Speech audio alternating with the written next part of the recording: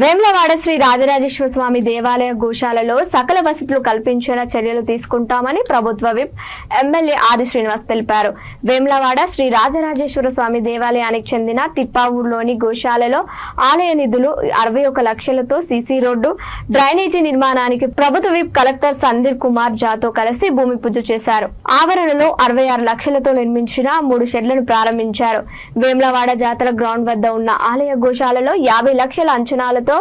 2 షెడ్లు నిర్మాణానికి భూమి పూజ చేశారు. వన మహోత్సవంలో భాగంగా వేములవాడ శ్రీ రాజరాజేశ్వర స్వామి గుడి చెరువు ప్రాంగణంలో కందంబ మొక్కలు ప్రభుత్వ విప్ వేములవాడ ఎమ్మెల్యే ఆది శ్రీనివాస్, కలెక్టర్, ఆలయ ఈవో కలిసి నాటారు. రాజన్న ఆలయాన్ని అన్ని రంగాల్లో అభివృద్ధి పథంలో తీసుకెళ్తానని,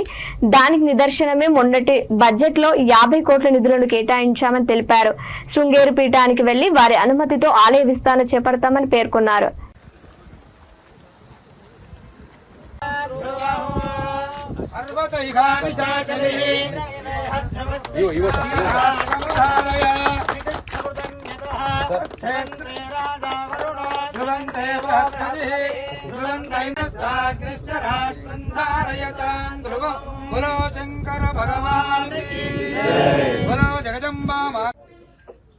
వేములవాడ రాజన్న ఆలయంలో కోడెముక్కు అత్యంత ప్రతిష్టాత్మకమైనటువంటిది. చాలామంది భక్తులు స్వామివారిని దర్శించుకొని కోరిన కోరికను తీర్చు తండ్రి, మీ కోడెముక్కుని చెల్లిస్తామని చెప్పని అనాది నుంచి తాత ముత్తాత నుంచి రాజన్నను నమ్ముకున్నటువంటి రాజన్న భక్తులుగా ప్రతినిత్యం, ప్రతి నెల, ప్రతి ఏటా స్వామివారిని దర్శించుకొని తరిస్తూ స్వామివారికి మొక్కుగా చెల్లిస్తున్నటువంటి కోడెల కోసం 66 లక్షలతో నిర్మాణం కాబడినటువంటి గోశాలలకు ప్రారంభోత్సవంతో పాటు నూతనంగా 1,11,00,000 రూపాయలతోటి అధునాతన పద్ధతిలో మరిన్ని షెడ్లను వేయాలని చెప్పని గౌరవ కలెక్టర్ గారు సంజయ్ కుమార్ జా గారు ఈ జిల్లాకు బాధ్యత తీసుకున్న కొత్తలో ప్రభుత్వం మారిన తదుపరి గత ప్రభుత్వ హయాము నుండి కోడెలు భక్తులు సమర్పించినటువంటివి ఇతర స్వచ్ఛంద సంస్థలు గోశాలకు కానీ లేదా రైతులకు ఇవ్వడంలో జాప్యం జరిగినటువంటి సందర్భాన్ని దృష్టిలో పెట్టుకొని సుమారు 1,500 కోడెలు నిల్వ చేరిన సందర్భంలో గౌరవ ముఖ్యమంత్రి రేవంత్ రెడ్డి గారు, దేవాదాయ శాఖ మంత్రి సురేఖ మేడం గారు కూడా ఇచ్చినటువంటి సూచన సలహాలతోటి కలెక్టర్ గారితో ఒక కమిటీని వేసి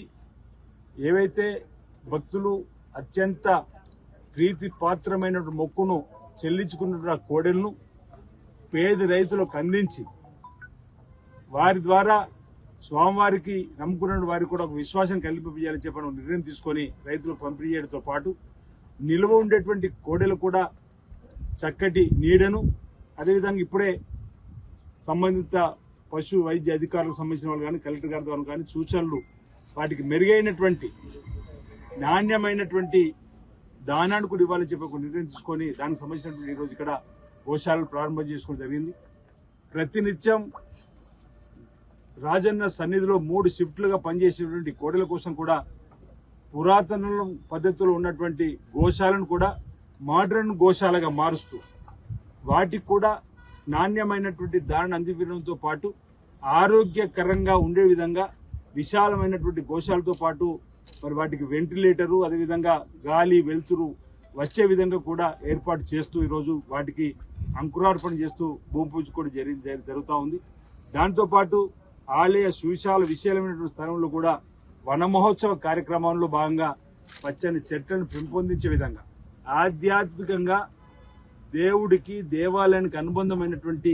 చెట్లను ఎంపిక చేసుకొని వేప, రావి ఇలాంటి అంటే స్వామివారికి